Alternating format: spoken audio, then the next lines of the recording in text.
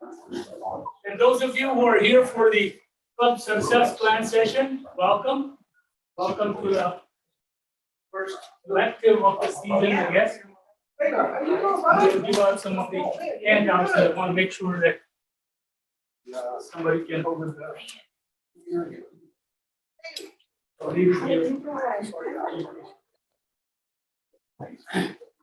Good morning, ladies and gentlemen. The very fact that you're here on a beautiful Saturday morning for a Toastmaster event says you are all about club success, right? Right. Yes. Okay, so let's get started.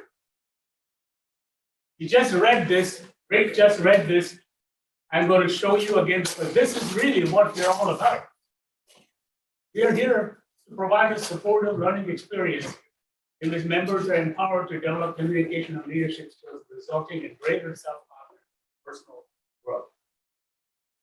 My question to you now is, how do you know you're doing this in your club? Anyone? How do you know when this is happening in your club? Yes, sir. I think getting people involved in pathways of their education. Getting people involved in pathways in education, okay? What else? You ask the members. You ask the members. Getting some education awards. It's getting some education awards. When somebody invites another person, I guess, and they say, well, they told me they have this club and it's very friendly and it's helpful. So whatever the guest says, he or she heard from the Toastmasters. So guest feedback would be one of the ways that you would know that you are delivering this to your members, right? All answers are correct answers. So we're going to talk about today for some tangible ways we can define club success and how we can get there. That's the purpose of this hour. So the steps to achieving success normally is that you start by where we are today, right? And then we go to where do we want to be on June 30th next year. We go, how do we get there? That's a sense of any planning, right? Whether you are in a corporate environment, whether you are in an educational environment, wherever you set up your plans for success, this is how you go about it. Where are we today? Where do we want to go? How do we get there?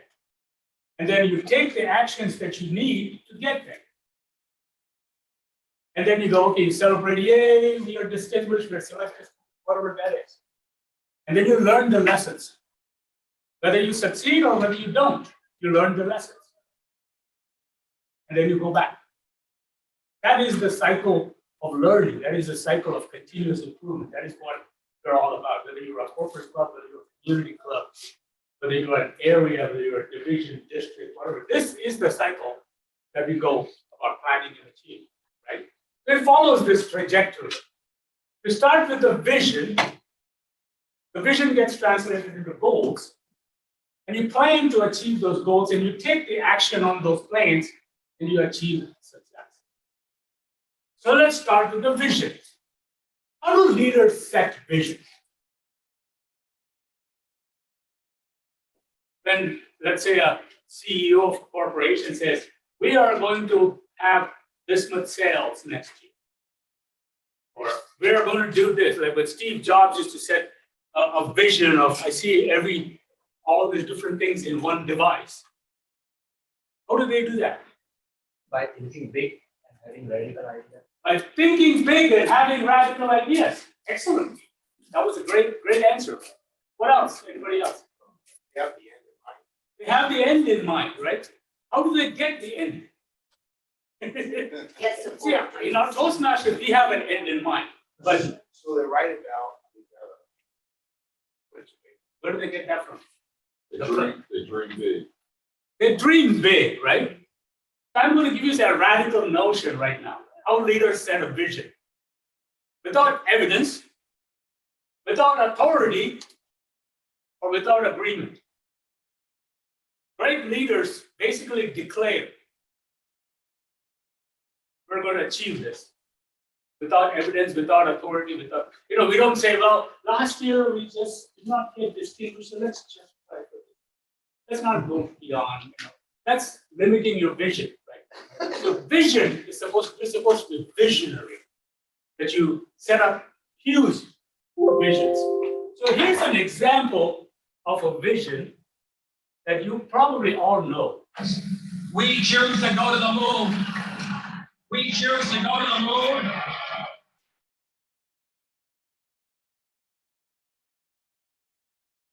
We choose to go to the moon in this decade and do the other things, not because they are easy, but because they are hard.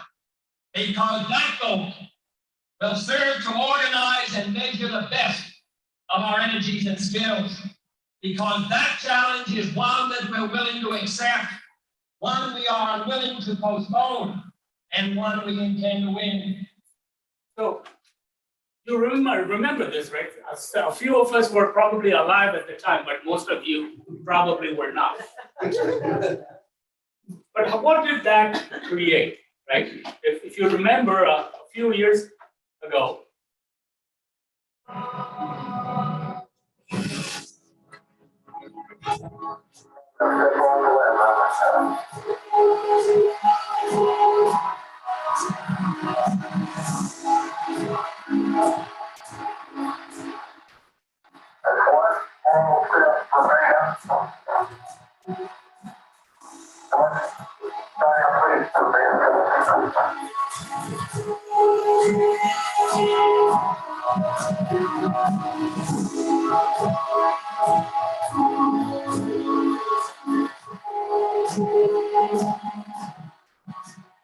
for that, most of us were alive for this one, for the 50th anniversary, when we actually had put the picture of the moon rocket on the Washington Monument.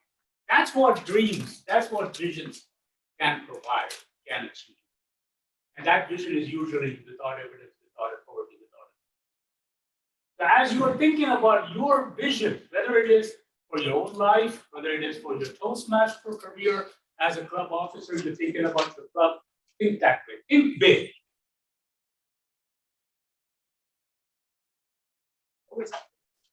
Going back from there. All right. Once you have the vision, though, it has to be followed by the venture. It's not just enough to stare up at the moon and say, I want to go there. You also must step up the stairs. You need to go there. So let's talk about that. So the next step is to create goals. Why do goals matter? Because your team cannot achieve a goal it doesn't know about. Now I'm going to ask you a controversial question. If I went to your club members sometime around, say, October, November, and asked them, what's your club goal and vision? How many of them would be able to tell me what the club goals are? Oops. A lot of times, the executive board takes the decision, we are going to go for president's distinguished or distinguished, whatever. They forget to inform their club members. So an informed club member will be your team in achieving this. Because they find that, people who set goals and communicate those goals, 69% of the time, that's one of the most effective and important ways to building a team, making sure that your club can assist you in achieving. Why do they fail sometimes? Do we fail? Why do we fail sometimes? A lot of times, those goals that you set do not inspire achievement. How many times you are in a work situation or wherever your boss comes and says, we're going to achieve this goal and we're going to do it by tomorrow or something like that. And you go, you're host anyway. I guess I'm going to play solitaire with you. Because sometimes the goals can be too daunting. When you go, failure is assured, then people don't want to do anything anymore. So once you create the goals, you have to inspire your members to achieve them as well. And they are irrelevant. For example, if somebody is coming to your club and they don't really care whether your club achieves a distinguished club because of a ribbon, let's face it, all you get is a freaking ribbon. Well, you do get more than that. Remember, the tangible thing that your club gets is a ribbon. So people go, why do I have to work so hard for a ribbon? I I'm just going to coach. I'm going to come to the club and maybe answer a table topic or so, and maybe be a timer. I don't want to give speeches. How many of your clubs have members that are that way? You all have those members who are hosting. And it seems like some people are the mainstay of the club and they don't show up or they go get sick or something and the club falls apart. Or they're quickly forgotten. We go rah, rah, rah in July and we're all going to be distinguished. And then by September, we've forgotten everything. We're struggling to fill our speaking slots. I used to belong to a club where being the president's distinguished was the norm. And for that, we had so many members. We had 40 members, and we were cycling 20 members every year. So we were gaining and losing 20 members. We were creating a new club every year. We had to give them speaking slots. We used to have these speak-a-thons. After a while, we couldn't find people to come and speak at speak-a-thon because they didn't get the purpose of the goal or the speak-a-thon. You got to be careful about that.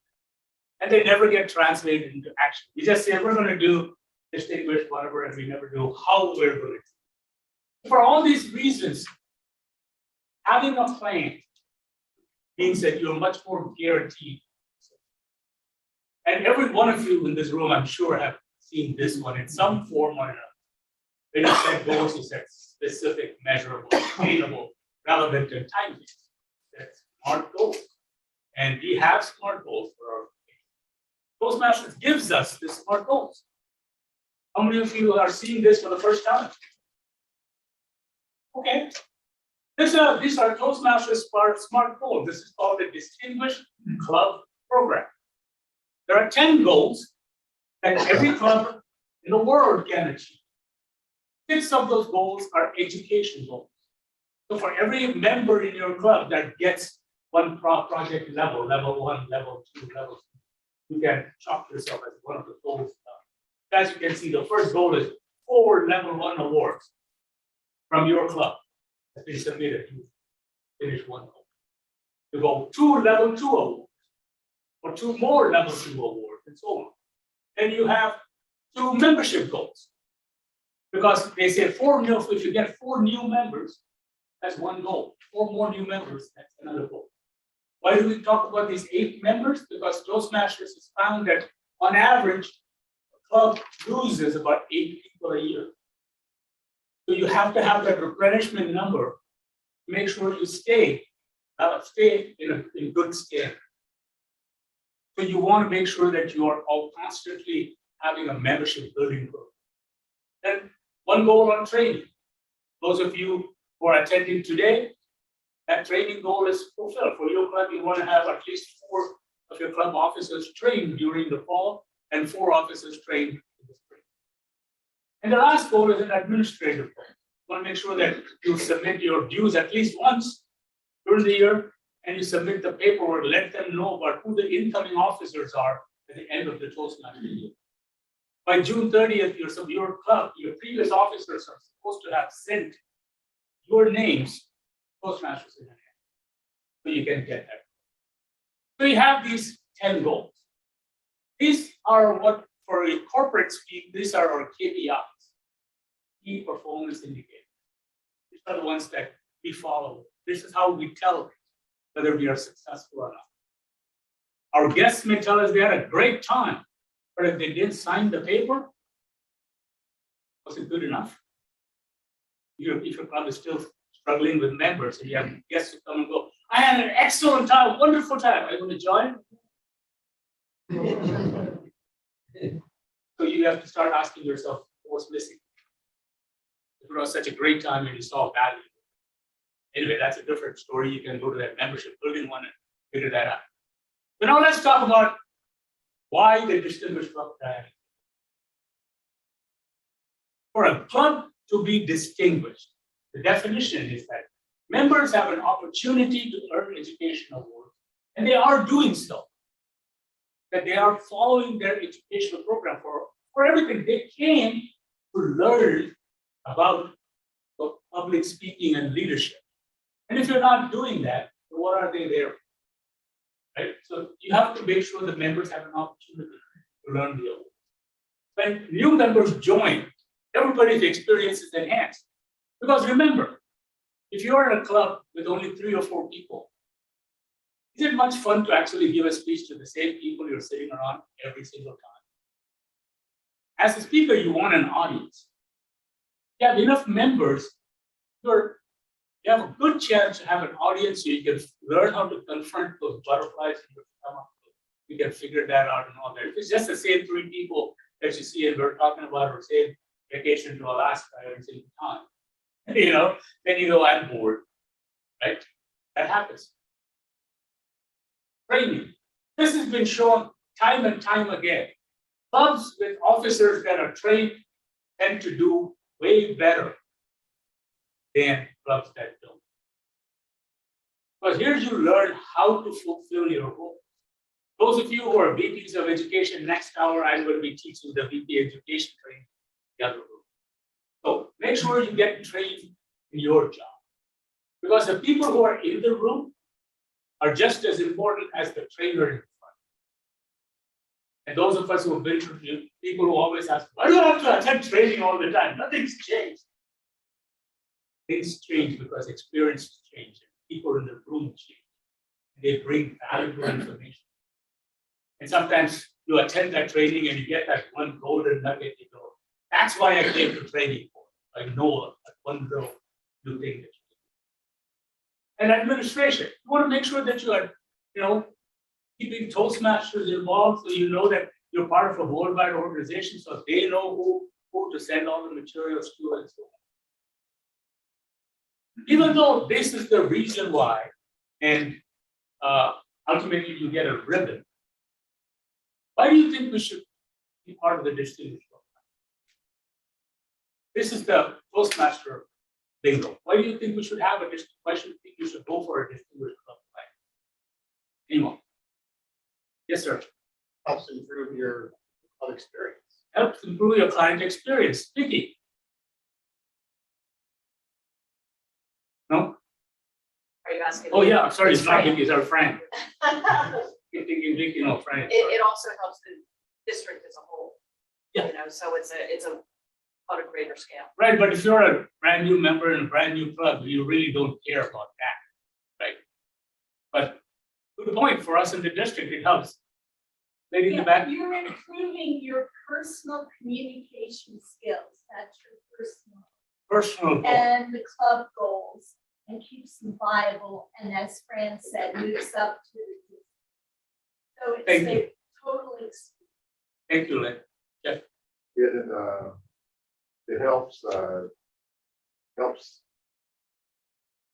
bring about success for the individual, also the collective.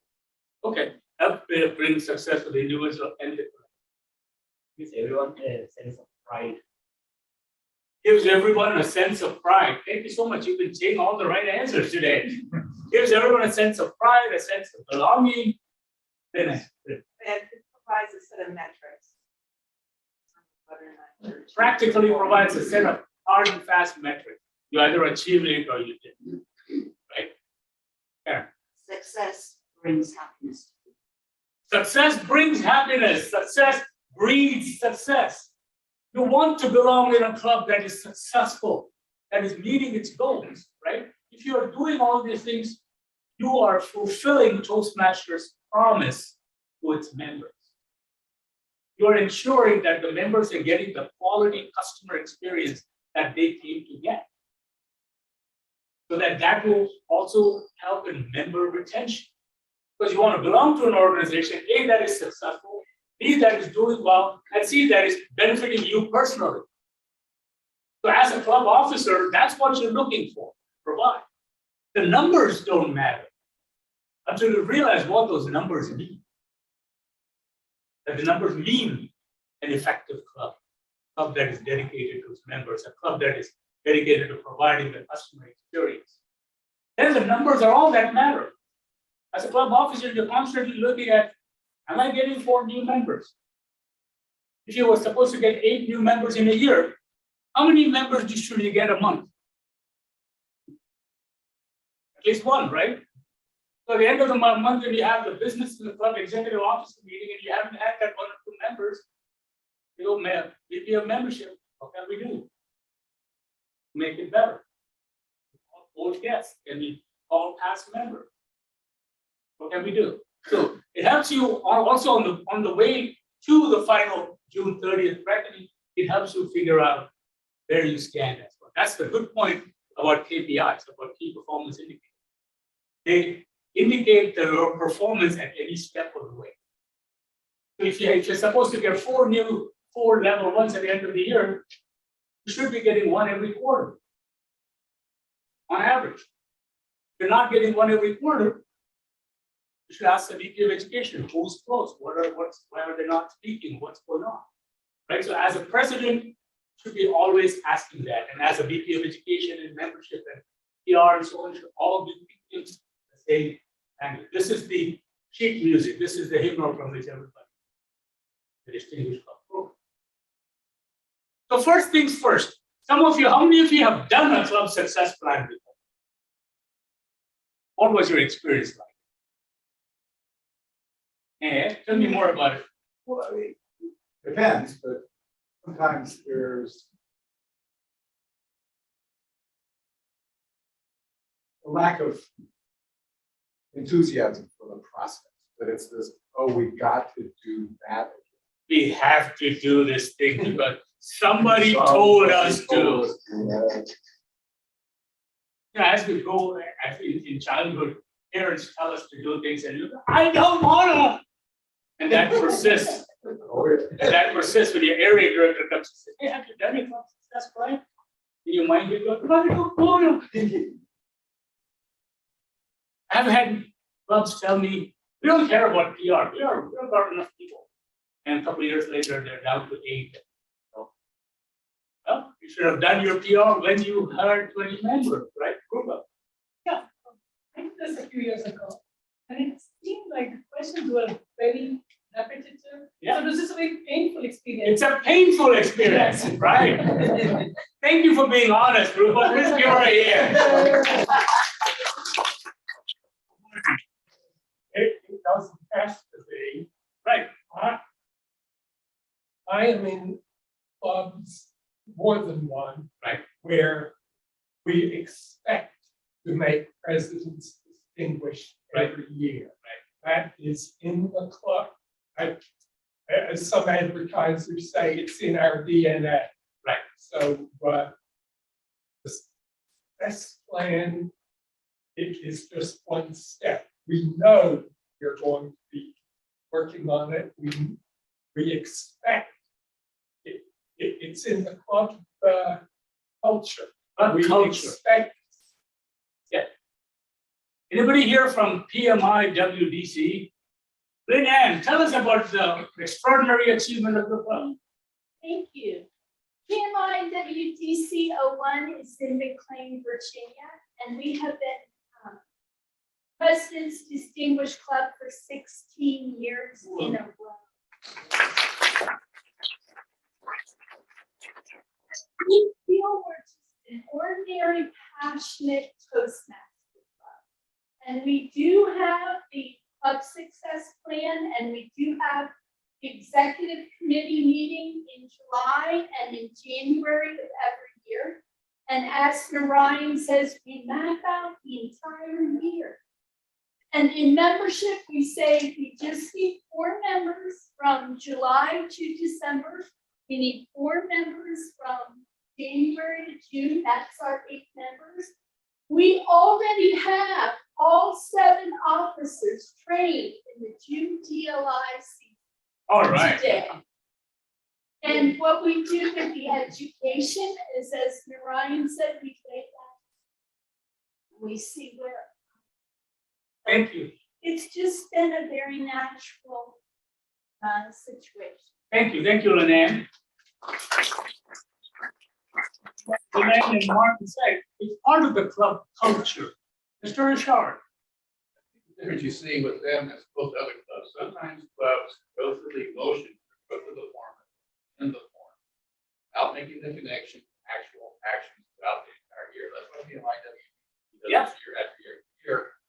Maybe the other clubs have the right plan, but don't get there every year. Thank you for bringing that distinction. That's one the plan, like Rupa said, seems so onerous that by the time you have filled out that 23, 24 page club success plan, you go, I'm done. Check mark. That was it. So I'm in my handout. I have a simpler, hopefully more user-friendly way to achieve the same goal. In your handout, you'll find that it is very simple. First things first. Well, first step, think about who's in your team, or who's the authority officer. Do you have an education committee? Every club has a set committee that's set up, that's called education committee, and there's a membership committee that are standing committees of every Toastmaster. You don't have to form a committee.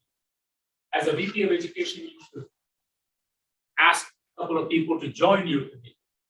Whereas other committees have to be set up by the executive office, what we call ad hoc committees, but this is getting far afield at this point. But remember, you make sure that all your committee members know who you are. The club Toastmaster international values is integrity, respect, and excellence. Do you want to add something else to your friendliness, service, something like something else that you want to add that's not in our Toastmaster format?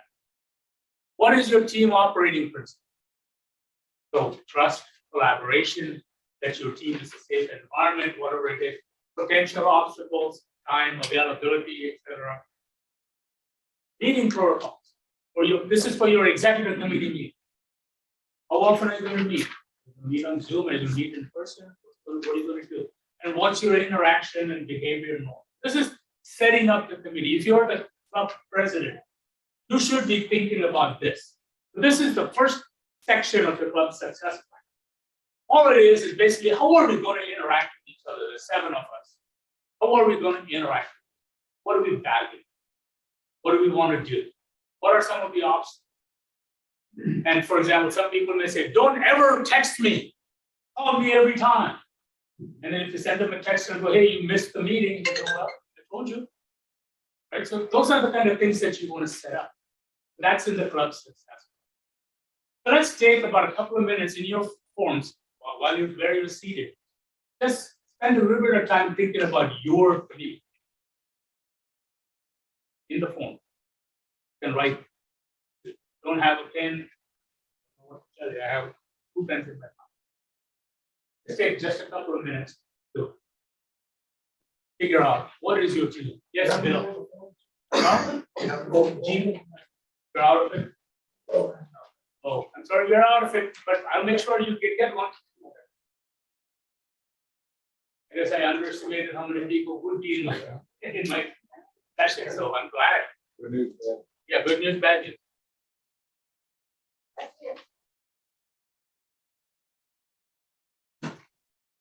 You don't have to take pictures. I will send every one of you the presentation.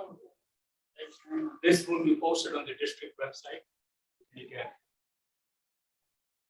Usually when we used to do it on Zoom, I would put it in the chat and everybody would have it right away.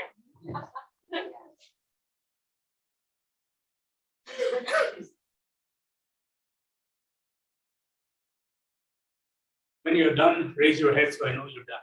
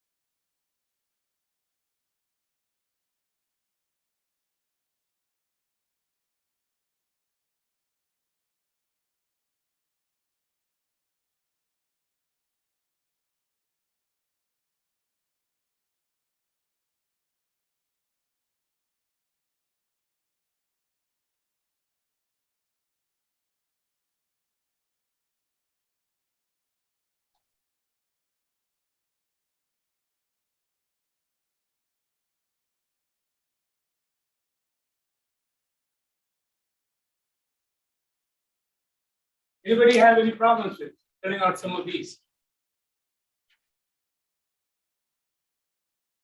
You know what your operating principles are, and you know what your obstacles are. For most of time and availability is probably the biggest thing. Those of us in Northern Virginia, that's a big thing. And I think it's a big thing for a lot of people around the world as well. Time and availability. Okay. In the interest of time, let's keep moving on. Remember this. This is a very, very poignant quote. A team is not a group of people that work together. It's a group of people that trust each other. Hopefully, whether that trust is there at the beginning of the year or not, hopefully you will develop that trust as you go along. By the time mid-year comes around, you are really working like well. So now that you've figured out your base of what you want, how we're going to operate and everything else, the next thing we got to find out is, where are we? Remember that first step, where are we?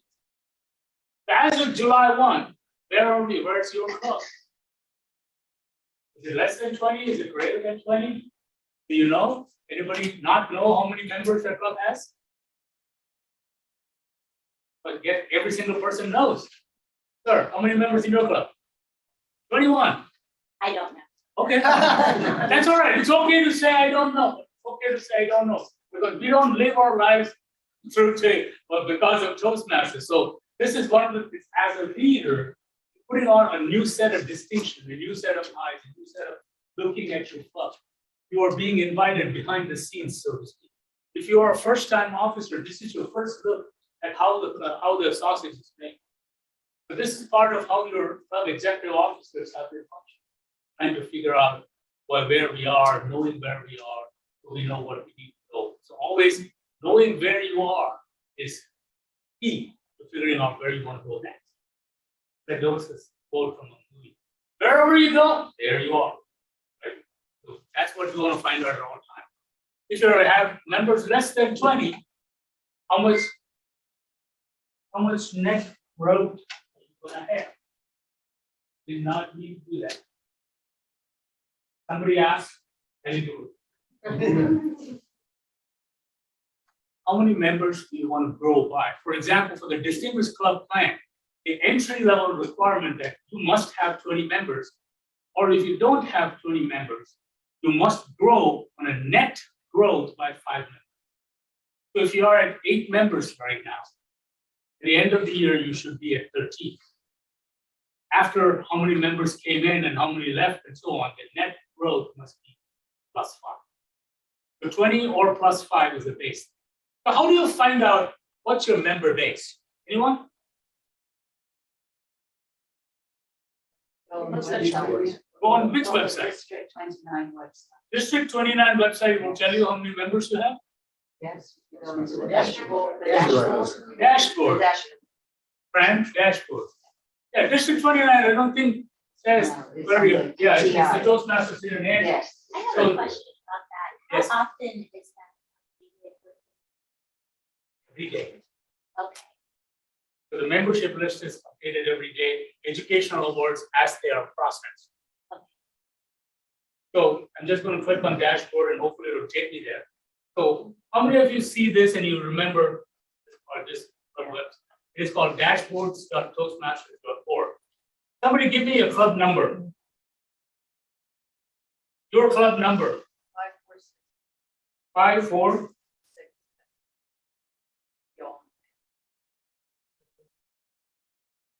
All right.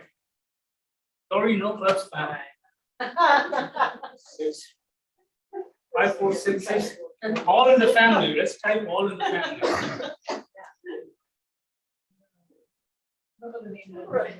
All in the family. It's 5646. Okay. That's why. So any club, you can either type the club name or the club number on top, and it tells you which region you are, which district you are, which division you are, which area you are. So that locates you in the world. And it tells you what's your member base. The member base is what's your membership as of July 1. And then right now, the next number there is the to date. How many do you have today? If you can't see the badge, just raise your hand. I will make it big. And then what is required is 20. So you basically have the membership that you need. And if you take a look at this, it tells you this is from last year. This has not been updated yet. Because it says goals met is 7. Days you are selected.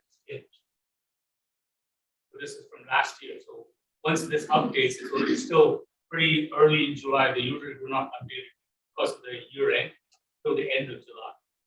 And it tells you for the Distinguished Club Plan, what are the goals you met, what are the goals you need to have met, and how many members you have. And so a dashboard is a great place to find out what your member base is.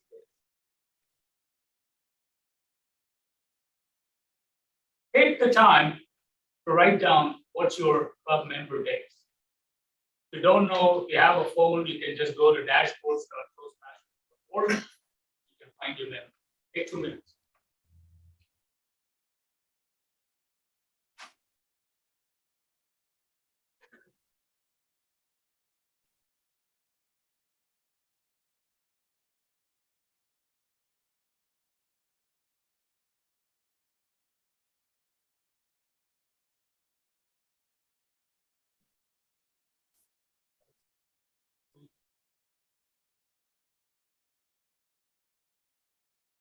No. Well, you have to sign in and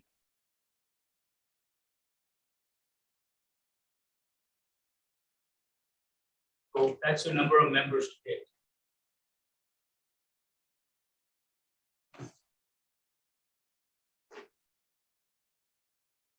Last year you met 4 goals.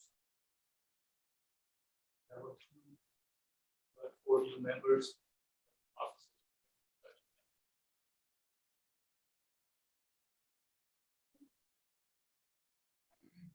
All right, so now you know where you are. Let's move on to figuring out who needs to get a designation. Remember, as a VP of education, if you don't know who is where, you don't know if somebody's like 1 speech away from a level 1, or somebody's just starting on a level 4 and they have a whole long journey to go.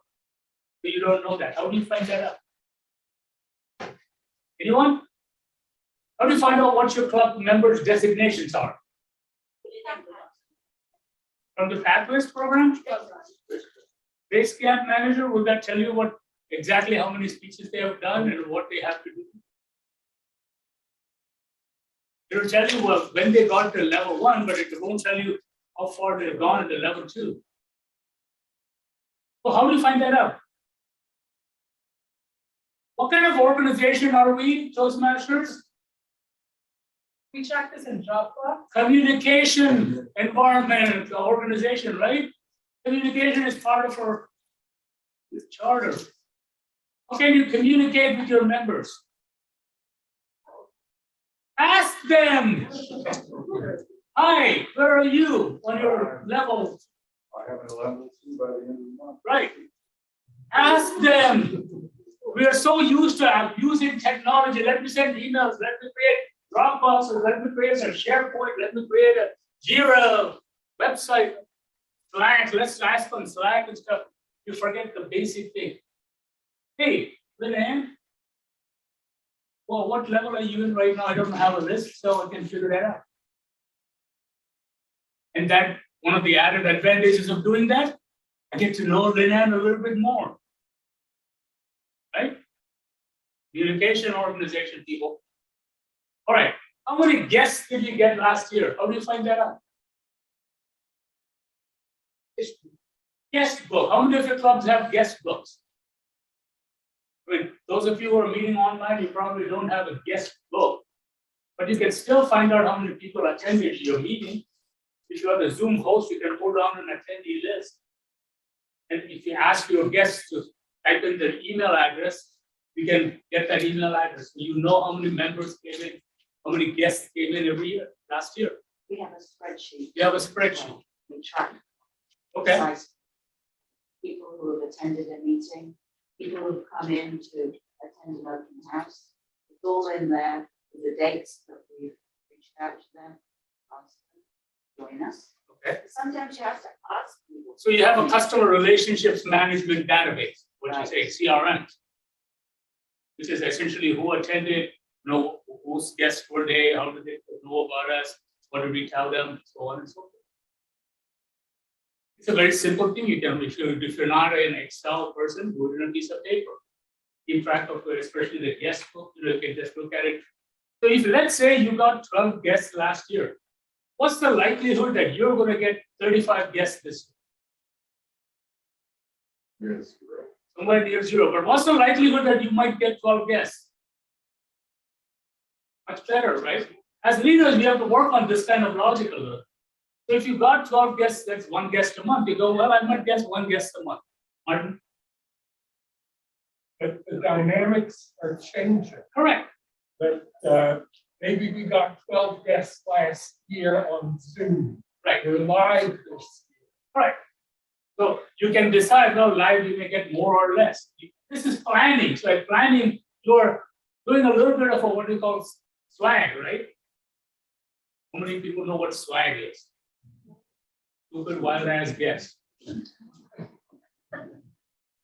So sometimes you may have to take a guess. Well, you got 12 last year, maybe you'll get 12, maybe you'll get 10. I'll be a little conservative and say I'm going to get 8. I'm going to plan on 8. Then we go, okay, BPPR, plan on 8 guests. We go, okay, how many of you know how many of those guests converted into members? This is a more harder question. You got 12 guests last year. You can look at the dashboard and say our total number of members were 4. So we can assume that safely 1 in every 3 guests converted to a member.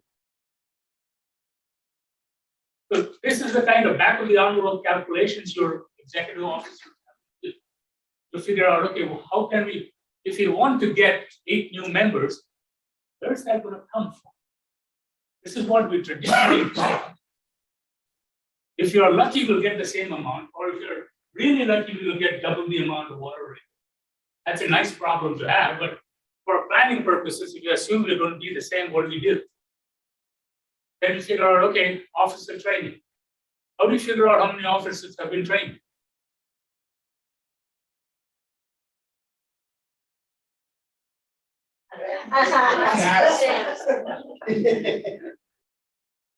These are trick questions. If you're 7 people, you can't call them and go, hey, did you attend training? Did you know this training? Like, Just You know, ask like, them. I mean, I would say this, I'm gonna double check the, Yeah. you gotta look at True.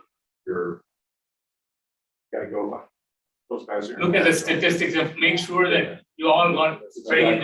You definitely have to fight that fight. Sometimes you got trained, but somebody came and got trained, but they forgot to sign in. So you don't have a record of that. You got to go fight it with release. So yes, that does happen.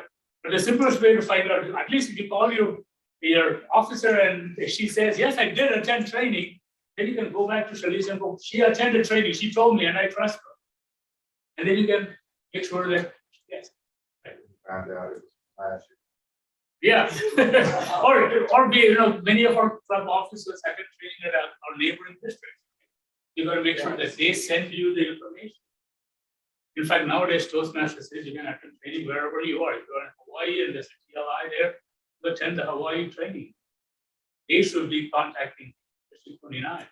District 29 should be contacting them. Club officers. Last year, did we send an officer list or not? So these are the parts of things that we need to figure out where we are.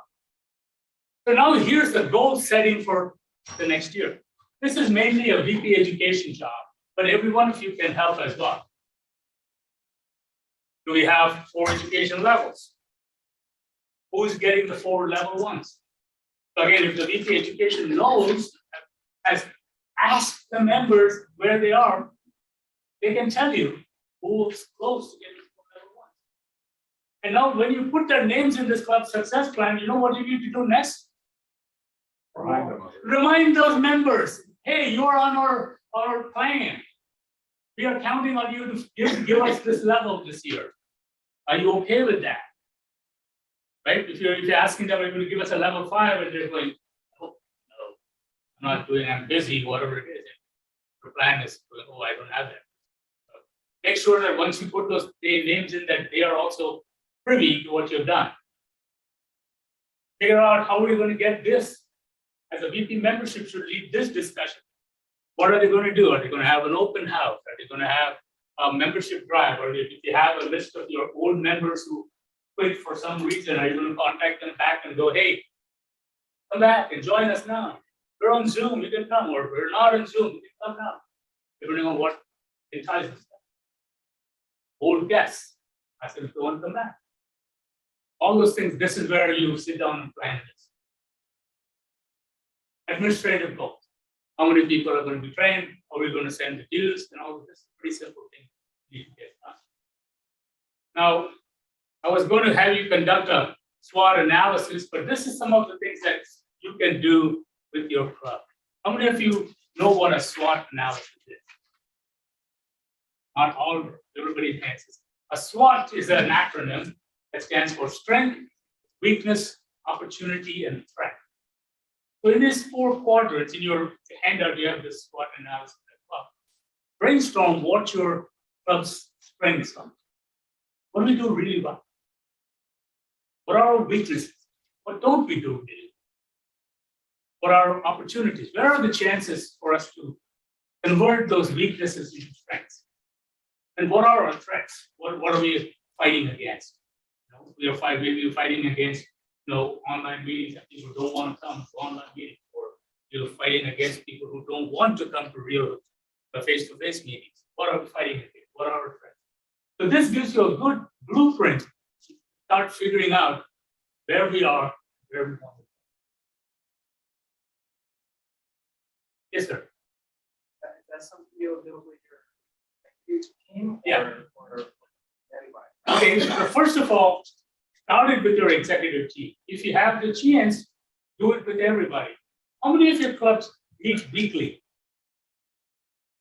One club. One club meets weekly. Most of our clubs have gone to meeting twice a month or once a month. When you're only meeting once a month, think about how few speaking opportunities there are. Once a month, and you maybe have 3 speeches a month. So you're basically looking at 36 speaking opportunities. And if you want to get 4 level 1s, 2 level 2s, 2 level 2s, that's 8, and then 1 level 3, 1 level 4, 1 level 5, that's 11 educational opportunities. You only have 36 opportunities. Yeah. When you start thinking, when you start playing the numbers and start realizing, hey, once a month is really nearly not enough. You know why a lot of the clubs, corporate clubs, want to meet once a month? You don't have the time. So once you take all those things and you take action, remember, for you to take action, everybody needs this dichotomy between certainty and variety. When people want to be involved in your club, they want to do all that. They need the certainty that the club will exist and the more meetings will be there. They also need the variety. They need the paradox between feeling significant for themselves, so there's recognition, at the same time they feel connection. And for the spirit, we need growth. So ultimately, all I can tell you is go forth, eat. Thank you for attending.